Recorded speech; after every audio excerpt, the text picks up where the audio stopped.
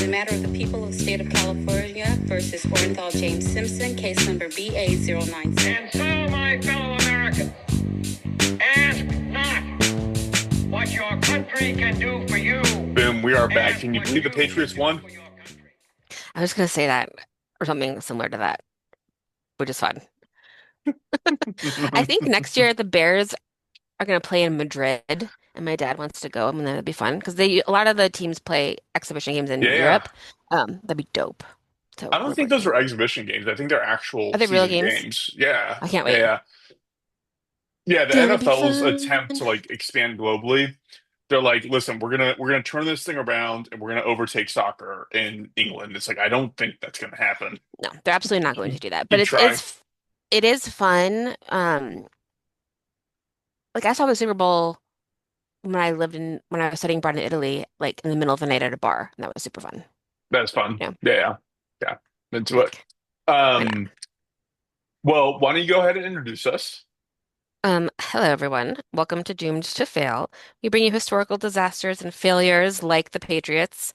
And my name is Taylor, joined by Fars. We just said the Patriots won. I know, but I feel like I don't feel like the Patriots deserve like a comeback kid story now that I've gone through your like, oh, they have a nice coach now. I don't know. You don't want to see Let someone Ted else do Lasso it. win? I guess. I don't know. I stopped watching Ted Lasso after like the second season because I was like, this is a little much. I only have seen like 3 episodes, and I thought it was cute, but that's as far as I got. You know me, I Yeah. can't keep up with things. Like it's mind just doesn't do that very well. All six Um, episodes of Heated Rivalry are available for you right now. I'm not gonna watch it. It's Oh my God, it's so good. Did I Rachel don't watch it? want to.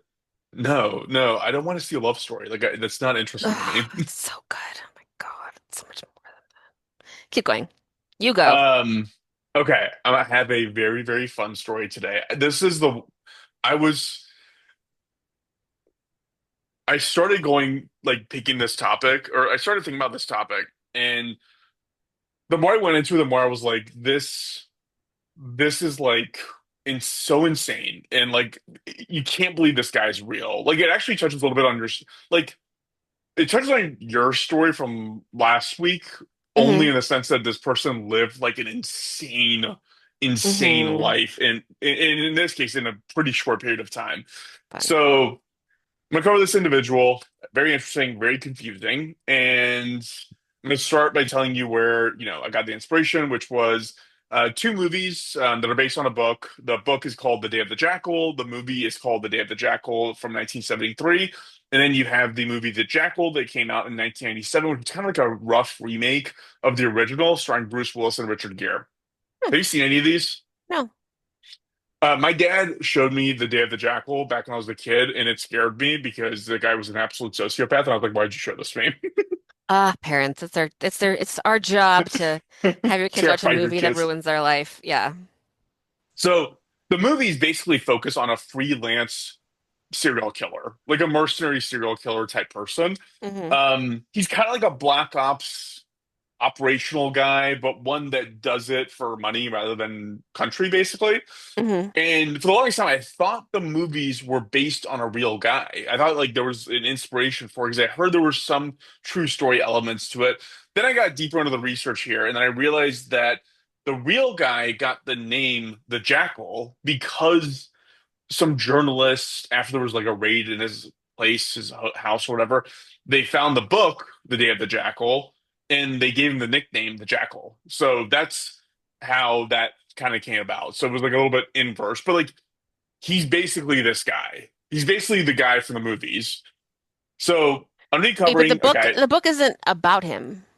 it's not about him, but he basically like he was doing what he was doing, and then the book came out in the middle of his exploits, but it wasn't really about him, but he basically became this guy. Like He was like really inspired by it. He was already doing it. he You was tell already me. doing it. Yeah, he was already doing it. Yeah, he was already doing it, and nobody knew who he really was when this book came out. Again, this guy was like underground, undercover, all that stuff. Somebody just wrote like this political serial killer mercenary book, and then Uh, somebody found it in his possession. Like, oh, wait, this guy is literally this jackal guy. got it. So like if I was Yeah, reading a Batman comic while also being vigilante, you might call me Batman. exactly. Got it. I would. I definitely would. So I'm going to cover this guy. His name's Carlos the Jackal, and I'm going to do it in a little bit of a weird fashion. So stay tuned for that. And this one was hard for me to cover or to research for several reasons. One is that his real life activities are just so preposterously insane. The amount of carnage this guy caused, it's kind of hard to comprehend it in like a modern context. And this guy just like was able to do what he was doing because we're Hmm. surveilled everywhere, right? We're tracked everywhere, we're surveilled everywhere. It's like it's almost impossible. Like, wait, how did this happen? And nobody seemed to care for a long time. Hmm. And after I did all my research, I still don't totally know like what he was all about, like what drove him to do the things that he did. It's kind of confusing in terms of like the steps that he would take to go through his activities. I started out this research thinking this guy was kind of like a badass fighting for his beliefs and his values. And by the end of it, I was asking ChatGPT to figure out what this guy actually believed in and why he did the things he did. So like that's the Like maybe he difference. was just crazy. Maybe he was just crazy. Maybe he was like incredibly talented at this one thing, which was blowing up a shitload of people all the time and killing a bunch of others with guns. Like I don't know. I don't know. It's hard to figure this out. The last part that made this hard is again, I've talked about this before. I kind of hate covering like murder stories at this point because it's always the exact same thing. It's like, and then he broke in, then he strangled her, and then he killed her, and then he buried her body, then he Hmm. did it. It's like this exact same thing over and over again. And the repetition to the point where it like loses meaning, and parts of the story feel like that. So I'm gonna like gloss over some stuff because I can't. How many times can I say, and then he killed someone or blew up a whatever? Like I'll hit the high notes, but I'm not going to go into like the repetition of it. Yeah. So it's just story after story of violent terrorist acts, and eventually, they just kind of bleed into each other. So we're just going to dive straight into it. One other thing I'm going to do that's kind of unique about this one is, um, I'm going to tell this story within the framework of my own like understanding of when I think that like his reason for doing things is shifting and changing.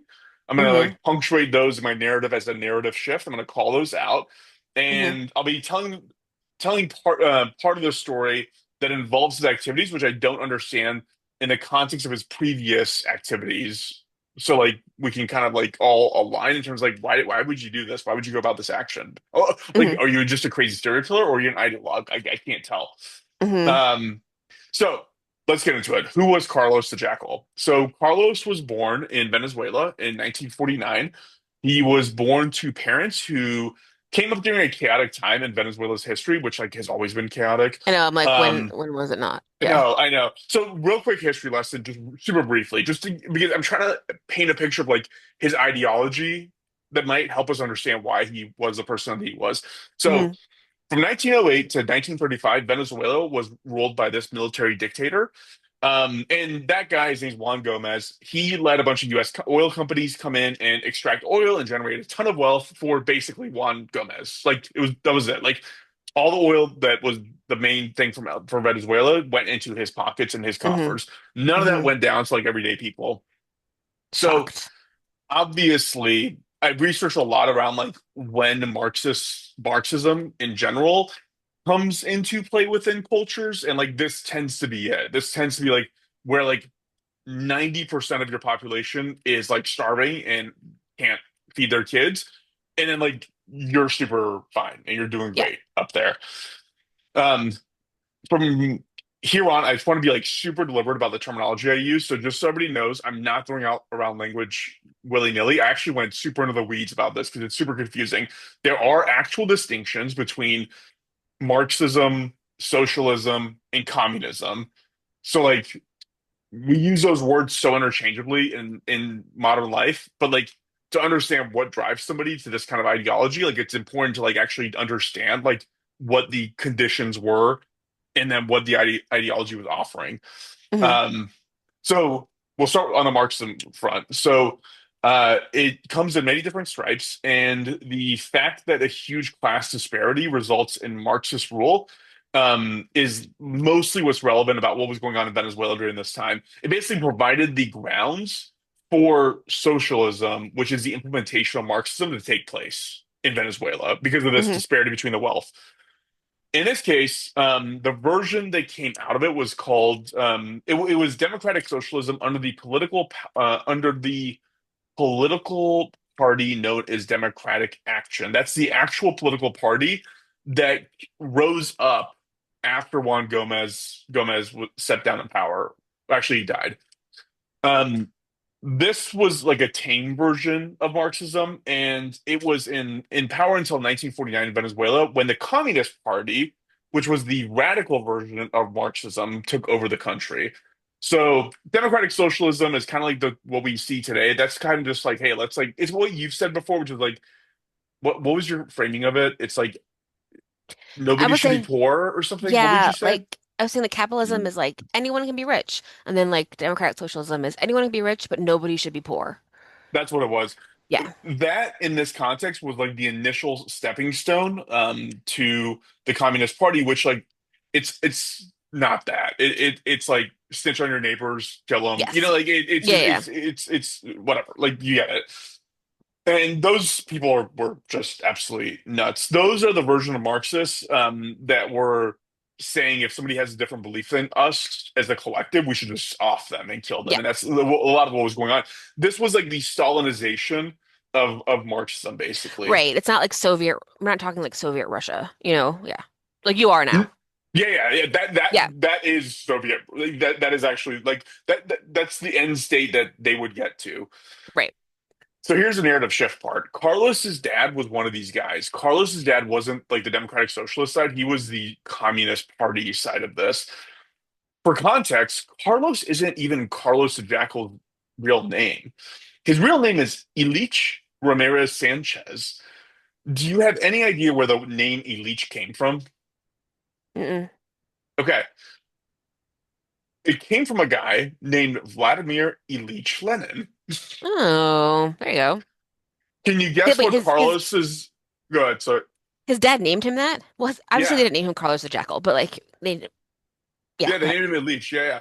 Can you guess what the dad also named his two siblings? Marx and Stalin. Lenin and Vladimir. I So the love that. family, the siblings were Vladimir Ilyich Lenin. I love a little Venezuelan Vladimir. Yeah, yeah. So apparently his poor mother was like, "Can we please name these kids something normal?" And dad was like, "No, hell no. We gotta build cartoon character villains here." Like it's like it's insane. Or, or real. And also, I'm just going to call him Carlos because That's I mean easier. Yeah. it's a nickname that he was given later on in life, but it's just easier to remember. So wait, So what was his first name when he was born? Ilich, His first name was Elise. Okay. yeah, yeah. Yeah. So Carlos was basically brought up by his father to be a revolutionary. Like that's basically again, think about the timelines. He was born in 49, and his Yeah. dad came up in this time period where you had the huge class disparities that led to democratic socialism, and then someone like him are like, this isn't enough. We need to go Hmm. further into it. And there Hmm. was enough time there to kind of build up into the Communist Party. So he literally raised his kid to be like a revolutionary. Hmm. He would join the Communist Party. He would attend events aligned with his dad's political beliefs. And for summer camp, he was sent to Havana to a place called Camp Matanzas, whatever, which was literally a training camp for guerrilla warfare. They taught them how to rig IUDs and fucking like insane. Like they sent a kid there. Typical kid stuff. I know. There's so many, like whenever I see and I very obviously don't know a lot about what's going on like in Africa and in ever, but like, there's all those videos of like kids with like machine guns like being trained to do these things, and you're like, geez, I wish every kid could just be a kid for like 4 fucking seconds, Give you me know? just calm down. For Yeah. real. If I were to just take down like a lot of notches. So during this time, during all this, as all this was going on, Carlos's poor mother was like, "Can we please raise these kids to be normal?" The dad was obviously, "Hell no, of course not." And so she ends up divorcing the dad and trying to take Carlos. So sorry, the mom divorces the dad and tries to take Carlos and the siblings to London to study at a normal college and get a Oh, normal good for her. education. Then the dad somehow wrenched his way in there and sent him to a university in Moscow. Wow. Yeah.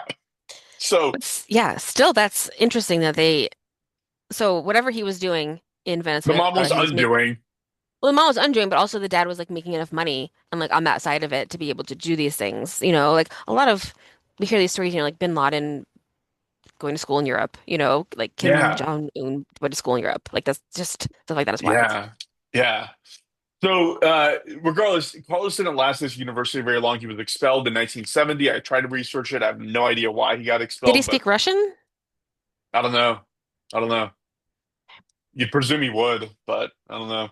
So here's a little bit of a narrative shift. So after he was expelled, he went to Beirut, Lebanon, to take part in training for the Popular Front for the Liberation of Palestine and took up arms fighting Israel.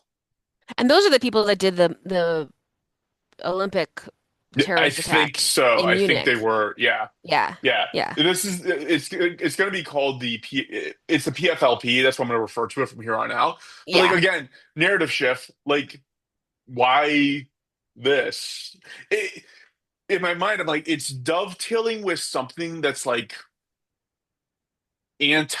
anti-imperial or something. It has nothing to do with like farmers not having food. You know what I mean? No. Like there's And this I'm s- and weird I'm disconnect. I'm imagining that he was just taught all this violence. And then with like the right person, it'd be like, well, I want to do all this like violence or other things, not just because you were saying like you're trying to find an ideological thread and you can't find one, you Yeah. know? So Yeah. just like I imagine that like his childhood was, you know, drilled into him to be violent. And it was, He, like you're he saying. was he kind of reminds me of Rambo where they were like it was kind of like he was looking for the fight. He kind of reminds me of Peacemaker. Are you watching Peacemaker No. with John Cena? Um, It's good. The second season is out now. We're watching it, and there is like a alternate universe scenario, but in his universe, the one that you watch, like is like very much like abused by his dad and like made to be like a very violent character, and he's like his character is like, I want peace and I don't care who I have to kill to be able to do it, And you're like, okay, that feels, it's supposed It's to be a interesting. thing. Yeah. Well, it introduces or like actually like punctuates the fact that like there's so many layers to what people do and why they do them. But Hmm. um so a little bit of context about the PFLP because again, this kind of breaks our modern understanding of like a Palestinian cause. It wasn't a Muslim organization. We would see it in modern times. It's not related to the liberation of Palestine specifically. It was considered a Marxist-Leninist organization. And again, just to be super clear about terminology here, Marxist-Leninism is basically the only version of communism that we've ever experienced in the world. It's been the Hmm. practical application of Marxism, and like it's kind of the reason why communism has never worked out is because by the time you get the implementation of Marxism, you're Marxist-Leninism, and at that point, human greed gets in the way, and you can never actually realize it, basically. Yeah. But that's kind of the underlying ideology. The PFLP operated all over the globe with many different cells who were constantly battling between being caught and doing like this insane stuff that they were planning. They basically like operated kind of like a mini version of like a I don't know, it was like an intelligence community almost, like a spy agency with Hmm. no country essentially. Hmm. As an example of that, Carlos had his own PFL handler. So there was a guy named Michel Mokrabel, uh, and the whole point of that was that rank and file people wouldn't know who Carlos was or who the other high level operators within the PFLP were, or that he even existed. He just dealt with Michel on logistics and to facilitate connections to various cells when they were trying to plan to do some insane thing. That was the entire idea Hmm. behind it. So, like, Hmm. in that sense, it kind of operates the way like the CIA would operate, where it's like they just have a handler, you go there, you get some information, you move on, that kind of thing. I think sometimes someone just shows up and they're like, "Can I help?" And they're like, "Okay." Yeah, yeah, Yeah. 100%. So in 1973, he attempted his first targeted assassination by going to the London home of the leader of the British Zionist Federation. He found him in his bathtub and shot him in the face. apparently the shot went between his nose and his mouth. So it like knocked out the front of his mouth. Hmm. And yeah, and it knocked him unconscious. And the gun jammed, and he thought he was dead anyway, so he shot him in the face. And the gun jammed anyway, so he just fled. The guy survived. He was knocked unconscious. He just like, yeah, like crazy. I can't believe he actually lived through that. And what kind of a life did he live after that? Yikes. Yeah, It seems easy to that. kill someone in a bathtub. I don't want to be a Yeah, dick, you but would think like, so. I don't You'd know, think so. aim differently. Yeah. So that same year, he was responsible for car bombing several newspapers who the PFLP deemed as having pro-Israel positions. And then we get to 1973. This is insane. I can't like.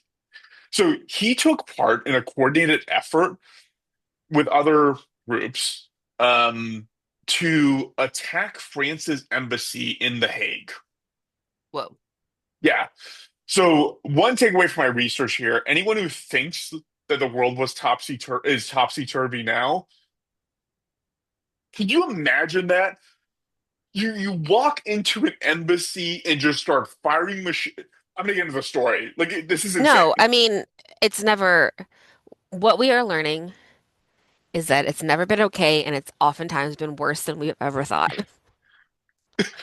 I don't know what to do with It's that, so much worse. Like, but like oh, that's our like thesis statement, I think, when this is all over. dude, literally from the again, if I were to go through every one of these, which I'm not going to, it's like 1970s to 1980s. There, I'm gonna stop. You're not gonna totally get what I'm saying here until I go to those story. You're Okay. gonna see this. So basically, this was a coordinated effort between the PFLP, which Carlos had organized, and the Japanese Red Army, which was yet another militant group attempting to overthrow the Japanese government and start a world revolution. This is where the story kind of turns into Air Force One with Harrison Ford. Remember that? It was good. Remember there was a learnedly question that was like, what does he say? Like, get off my plane or something? And that was the Get off answer. my plane. Yeah. So the Japanese army was basically pissed because years earlier, France had arrested one of their leaders, this guy named Yataka, on attempted murder and weapon charges. They, in collaboration with the PFLP, launched an attack on the embassy and took hostages in exchange for the release of this guy and a bunch of money. That was basically the deal. So that's where it's like Air Force One, where they're like, they just did that because they're trying to release their one leader or whatever.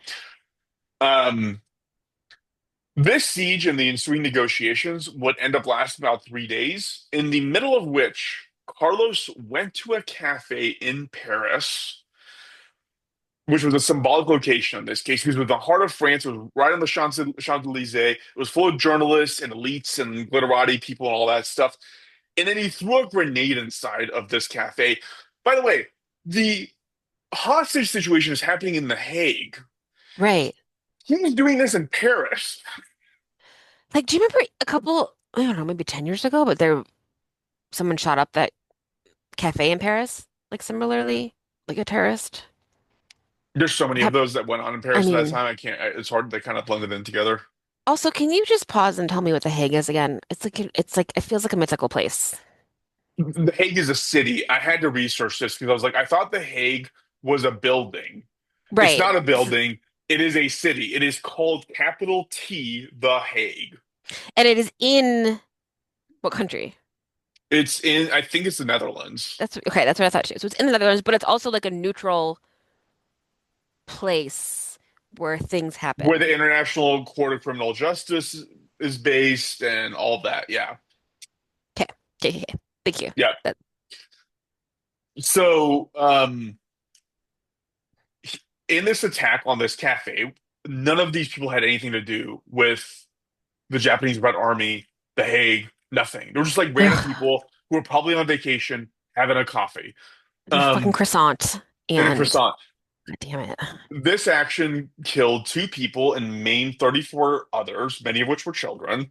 Oh. And the point of all this was to show France mid-negotiation that the Japanese that with the Japanese army that this attack on the in the Hague at their embassy doesn't have to be an isolated attack. So as you're negotiating, don't overplay your hand because there's cells operating everywhere that can do Hmm. other things. Hmm. So give these guys what they're looking for. And this is kind of the point, like the narrative shift wise, where I don't see him as like an ideological freedom fighter. He's just like kind of indiscriminately killing random people. Like he's not like He's like, fighting for a reason. who will let me do this thing that I want to do? Right. I I trained gotta, for this when I was 13 at a summer camp. Like, come on. yeah, I need to go and do this. I don't care where. Who's financing him? At this point, So, it's the Palestinian liberation folks. yeah, so all of that is a crazy tangle. We're going to talk about that because Okay. it is coming again. The world was insane. So France agreed to release this Japanese Red Army leader along with about $300,000 in cash and provided a flight out of the country for the terrorists involved in this. In the end, the Japanese Red Army folks were mostly captured. Some of them were captured 20 years later. Like it wasn't Oh, like a quick thing. And some of them are hmm. still at large, so probably dead at this point, but still at large. Damn. A year later, Carlos would attempt to shoot down an Israeli commercial airplane at a Paris airport. It's not Charles de Gaulle, it's another one. I can't remember the name of it exactly. He was using a rocket-propelled grenade launcher to take this plane down. He failed at that, but he did take down a random Yugoslavian passenger plane. It's just like it's like insane. It's like I feel like it was his personal grenade launcher, you know? like yeah. What more? Anyways, yeah, unbelievable. Wow. A little bit of a narrative shift here. So we're 4 months after this fact. Carlos is at a house party in Paris where he is approached by two guys who are not in any sort of uniform, and they just started kind of asking him very specific questions. We don't know the exact conversation they had. I dug a lot into trying to figure out what the conversation was. But by all implications, they were implying knowing about some of his associations, his movements, where he's been, and generally got he got the impression they were trying to probe and verify who he was, essentially. Hmm. To make matters worse for Carlos, Michelle, his handler, the guy I mentioned earlier, he was also at this party. Just before this party had happened, Michelle was arrested by what's called the DST, which is the French version of the CIA. Hmm. And nobody knows what Michelle did or didn't say about Carlos, but Carlos pieced together from the line of question these two guys were doing in Michelle's presence that these guys were DST and that Michelle had talked and given him up essentially. Hmm. And he was right. The guys were DST. They actually were. They were from this intelligence agency from France. Hmm. Again, for this next part, remember, he's at a house party in someone's apartment in the middle of France.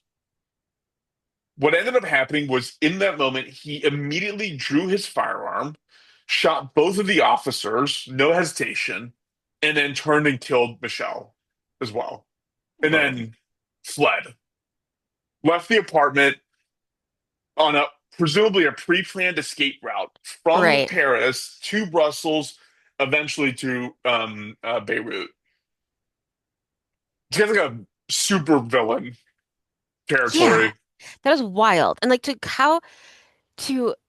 I feel like some of it you feel so much desensitized because of movies where it's so easy to kill someone, you know? But like that is a lot and a very quick decision to be like, I'm going to pull out my gun, kill these two people who are coming to get me, and then kill Michelle, someone who I trusted yesterday, because I think that they told on me, and then leave, like you said, in the pre-planned escape route. Like that's a lot of work and a It's lot of like crazy.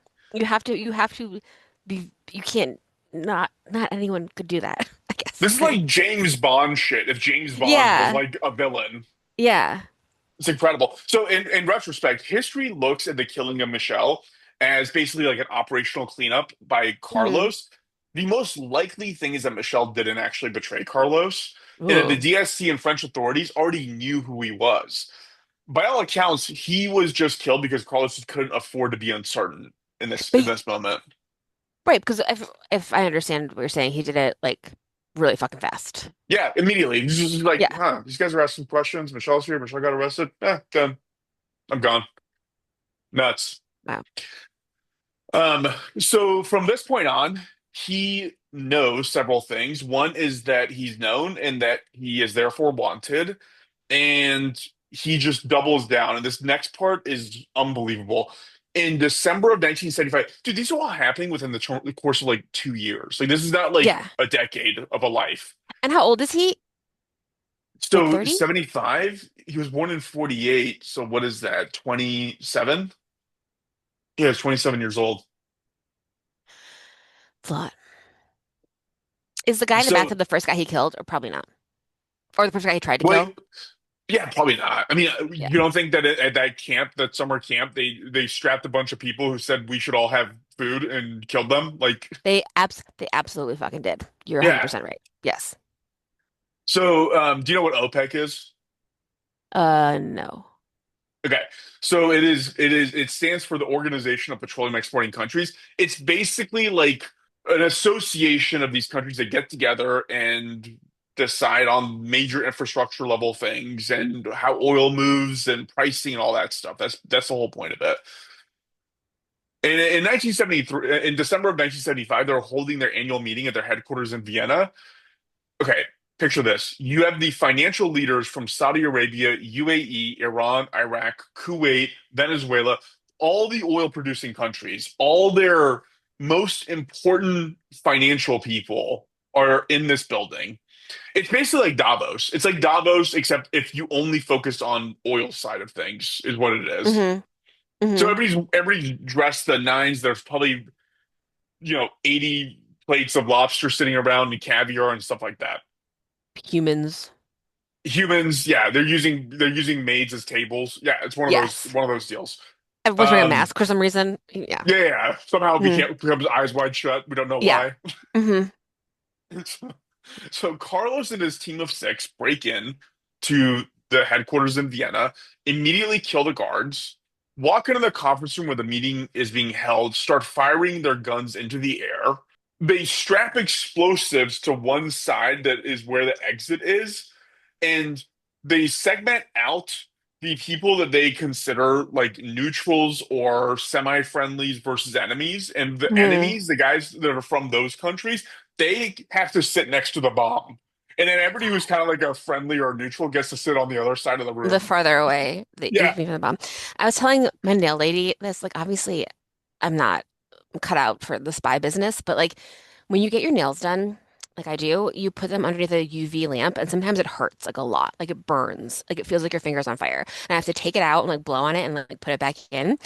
But I was telling my nail lady, like, if someone was torturing me and they were like, "We're gonna pull off your fingernails," I'd be like, "I will tell you fucking everything. Do not touch my Oh God, fingernails." yeah. Yeah. In like Uh 2 seconds. I'd be like, "You guys are the best. Can I sit the furthest away from the bomb?" That'd be great.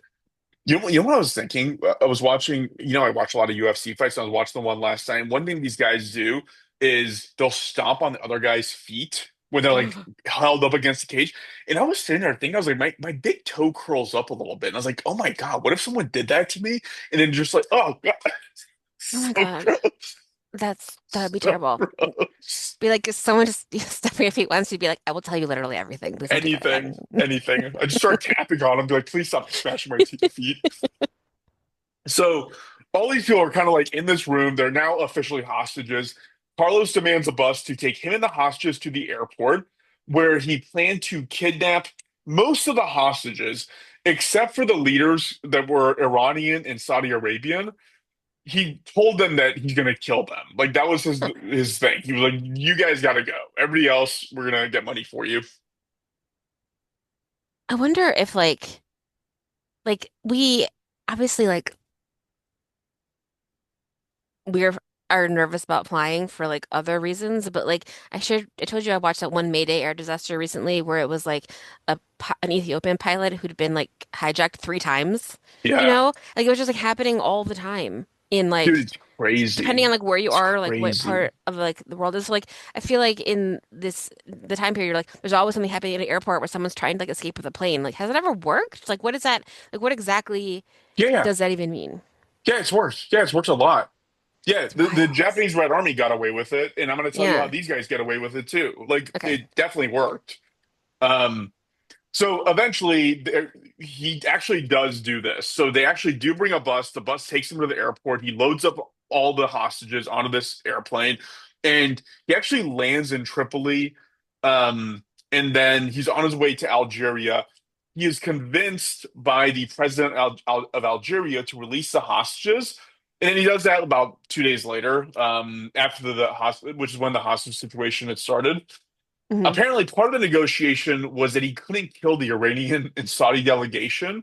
And Carlos, after he accepted this deal with the president of Algeria, he apparently had banter. Like he went up to the delegations that he was supposed to kill and like was like expressed forlornment that like unfortunately I won't be able to kill you. So yeah, like it was a whole scene. It sounded like on the plane. I'm so sorry to tell you that I'm not allowed to kill you. Oh, Well, apparently, him killing these guys was like a directive of the PFLP. Like it was like you have to oh, kill got it, these got it, got it. guys. Yeah, And so yeah. the fact that he wasn't able to, that he made this other deal was like a really bad thing for him. And nobody knows for sure why he was so agreeable about releasing these, what the president of Algeria really said to him.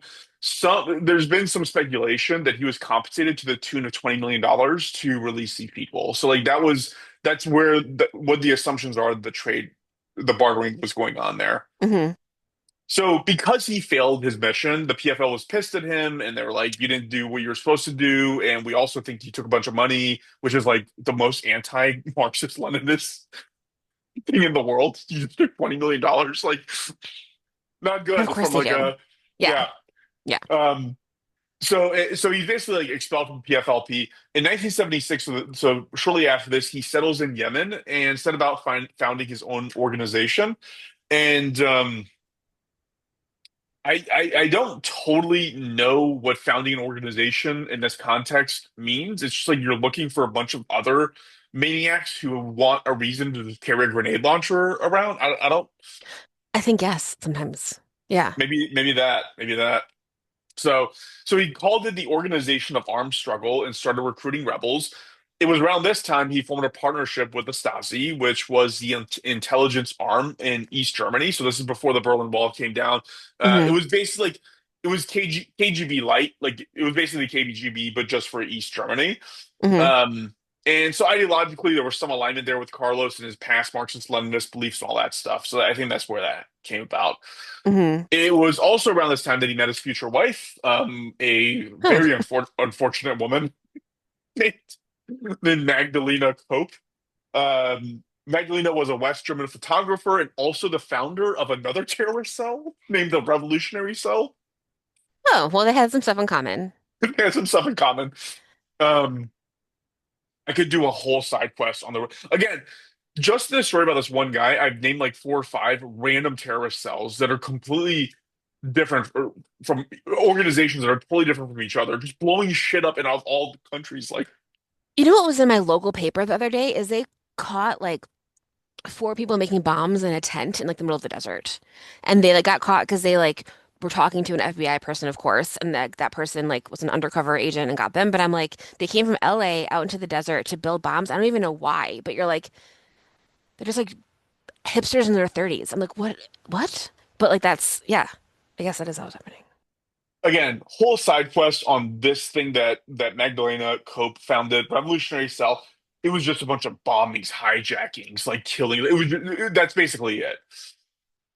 A little bit of narrative shift here. I think this is the point he basically Hmm.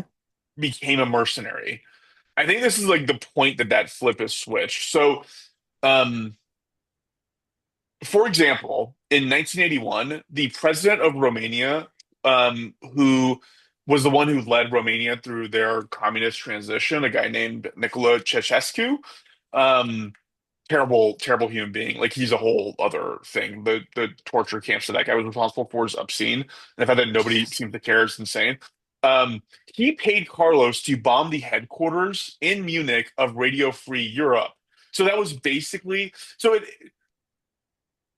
that's basically like an American propaganda thing. So what they were doing was talking about like freedom and capitalism and anti-communist things, and they were trying to funnel that into radios in communist countries. One of Right. them being Romania, right? And so that's where the alignment was. And when you asked me earlier about money, like this is how this stuff happens. Like the president of a country is paying your organization to do these actions. Like that's where the money comes from. That's how the cash flows. Hmm. Which is like insane to think about today, but like that's probably still happening today. Like I don't know, but it It doesn't seem definitely is. insane.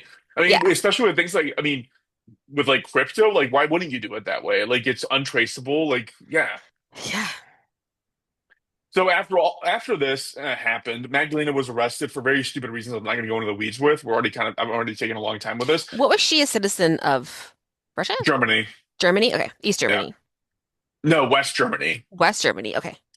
dude. That is the thing. Nobody, How do I know? nobody. uh, The only people who are throwing up arms and complaining are the ones who don't have to live under this shit. Like nobody in East Germany is throwing up arms and saying, "Let's go fight the West Germans." It's always someone in the West Germany who read some book about poetry and Western philosophy or Eastern philosophy was like, "You know what? We should all be communists." Like that's exactly how this starts. I mean, I'm sure there are people in East Germany trying to fight what was going on, but yes, it's not exclusive to that. You're right. Yeah. Yeah, they were trying to fight what was happening in East Germany. Yeah. Right. Yeah, yeah. So, long story short, she gets arrested for, again, stupid reasons related to all the terrorist activity that she'd been a part of. And Carlos basically undertook a bombing siege to pressure the government to release her. She ended up getting like a 4-year prison sentence. Um, in total, while she was in prison, he committed 5 mass bombings, killed 12 people, maimed 207 others, Oh my God. and it worked. They released her after 7 months. So good on him. Mission I guess accomplished. I guess that's one way to get your wife out of jail. They also had a little baby. They also had a little baby named Elba Rosa Ramirez Cope. So Hmm. there you go. Um, at this point, Carlos is getting to the point where like he's not really welcome many places because intelligence communities are kind of like onto him. So they bounced around for a little bit, trying to find a country to accept him and his family. They eventually settled in Syria until 1990 when they were expelled from Syria and went to Libya. Eventually, Libya grew tired of Carlos, and he was also expelled from there. At this point, him and Magdalena decided to split, and she and their daughter went to live in Venezuela. That's where Magdalena's story kind of ends. She basically hung around Venezuela for a little bit until the media figured out who she was married to, at which point her and her daughter fled back to Germany, where they basically just lived a quiet life. That's her story. Carlos, on the other hand, would look around for a country to accept him for another 2 years. He'd eventually get a limited time exemption to live in Sudan, which is also where the CIA and the French DST joined forces to try and capture him once and for all. They would approach the Sudanese government with an offer for government and military equipment in exchange for Carlos. When I say the government, it's weird. Sudan's weird. It's like a chieftain tribe thing going on there, where like it was this one specific guy who was Hmm. responsible for this one region who was like this, you're safe here, just paying you a bunch of money Hmm. until these guys showed up and asked for him. Um, and that was basically it. The government offered all this equipment, and this guy accepted, and so they let them know where Carlos was, so they can go and capture him.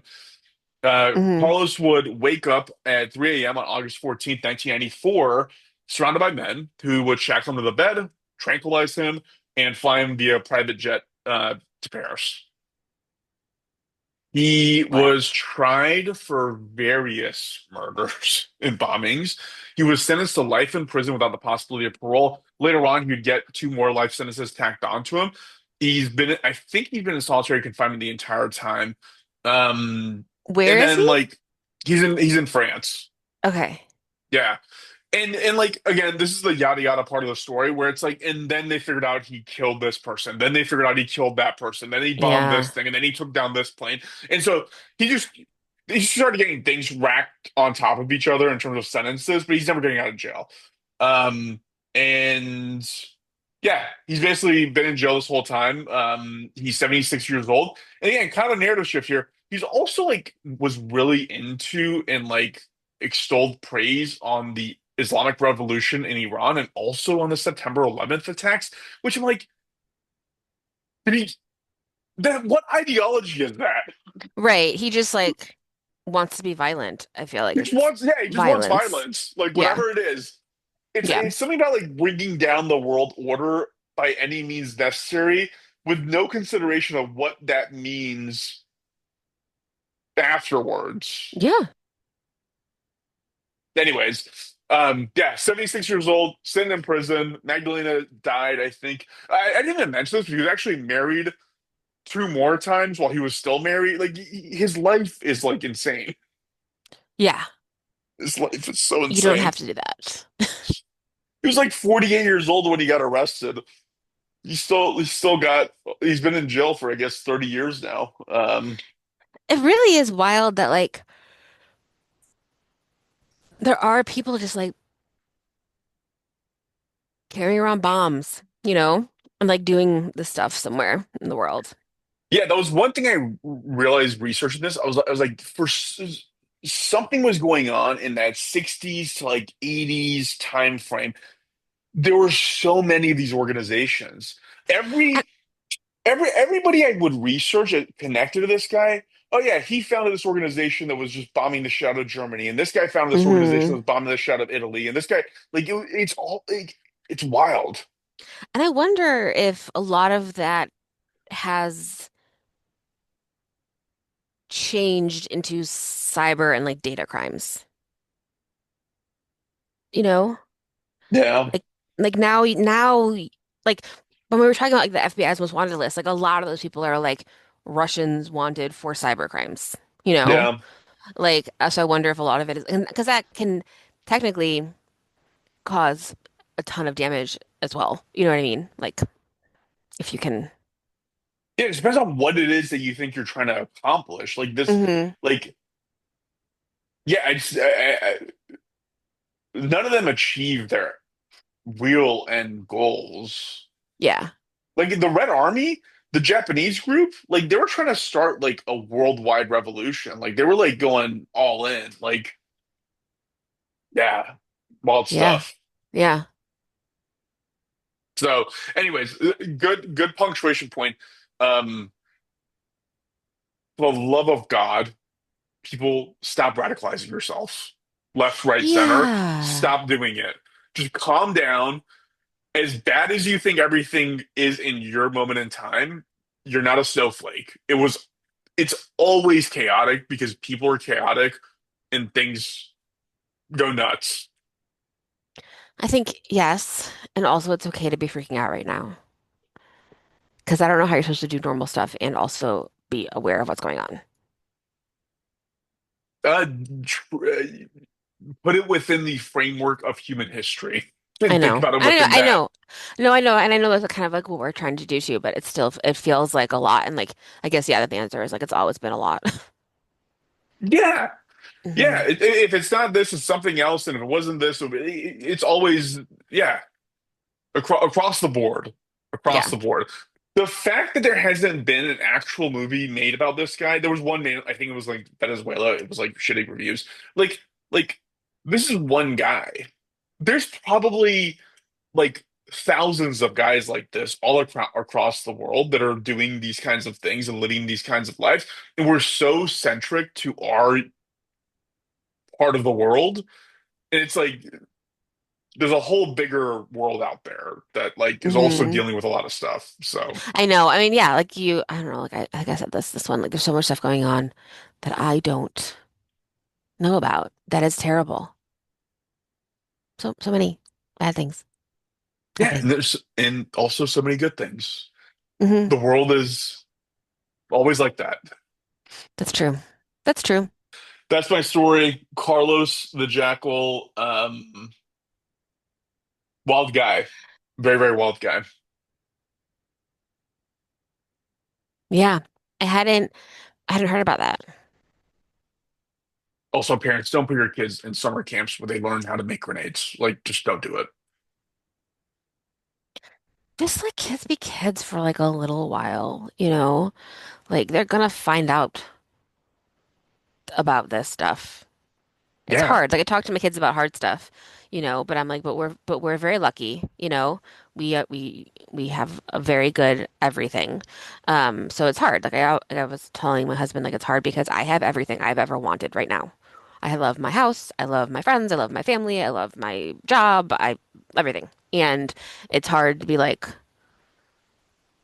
some people don't have everything they've ever wanted, so you have to use your privilege to try to help.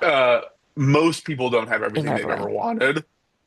The ones who choose gratitude Hmm. have everything they want. I Yeah. think it's a decision. Yeah. Yeah.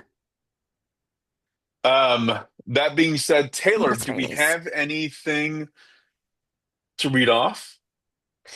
We've got a couple of fun, just people who enjoyed our episode that we did with Juan Carlos and his Remind decks.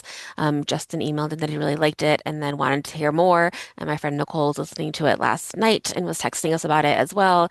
And she said that when she was in elementary school, they put their addresses in balloons and they let them go and like hope someone would write back and no one did, which is like a very 80s I thing to know, do. I know. It's taking me And like back. she was like, "Oh, hey, I'm a child. Here's my home address." You know, like, what are you doing? Schools in the 80s. I also, did I ever tell you this? When this is just a similar stupid 80s story that when I was in elementary school, they had like a little tiny house and they would bring it to the school parking lot and they would fill it with smoke and you had to get out. I feel like we did something like that. Like, they just would never do that these days. What were they doing? I know we were more hardy, and then the Yeah. generation before us was more hardy, and it is what it is. Yeah. And then, we leave this world to everyone to fuck it up again. The positivity coming from you is just like absolutely. I had it for a second. You said that really nice thing about gratitude, and then I just like remembered the world. Try our best. Taylor, you got to turn off social media. I Um, mean, you can't ignore it, but you have to try to survive during it. It's a bit of both.